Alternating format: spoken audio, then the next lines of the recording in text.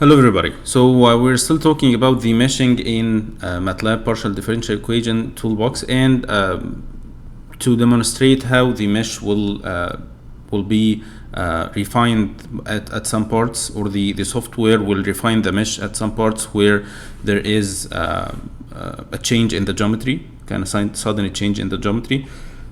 I drew this shape here where I have this small area that enlarges and expands to this large area here, and then I have this circle as an obstacle in the path of the flow, and I put the formula here that I have the area to be included in the solution to be the outer area minus the inner area, and this is what we see here in the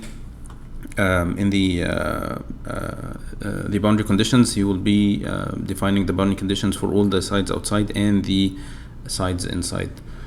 And if we do the meshing, you would see here that the mesh, when it starts, and this is one interesting thing here, that the software can deal with triangles, or the solution can be done by triangles. And this is what you see here, that the software will break this circle into some edges, lines that will align with the shapes of the triangles that we have.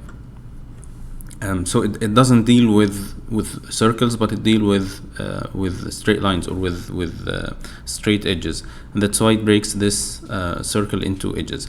But you'd see the size of the triangles is big on this side and big on this side, but in this small area here it's small.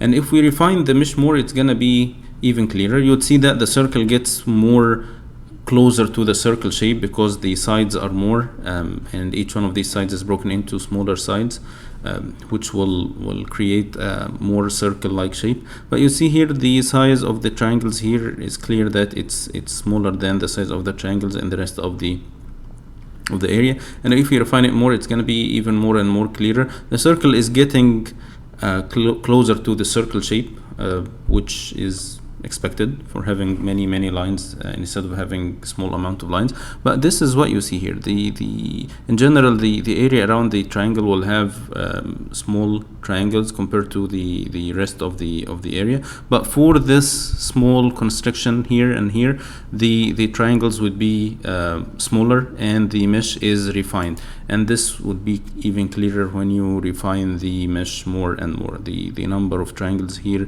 is much more than the number of or the size is much smaller than the size of the mesh on the right and the left side of the geometry. So this is something that the software automatically does, so you don't have to worry about it. But it's important to know this, that you have to understand that at some parts of the geometry, the solution must be done on small increments to account for the large or quick change in the properties in this small areas. So this is all for meshing, and in the next video we will see the boundary conditions, I mean the solution of the problem that we have. So I'll see you then. Goodbye.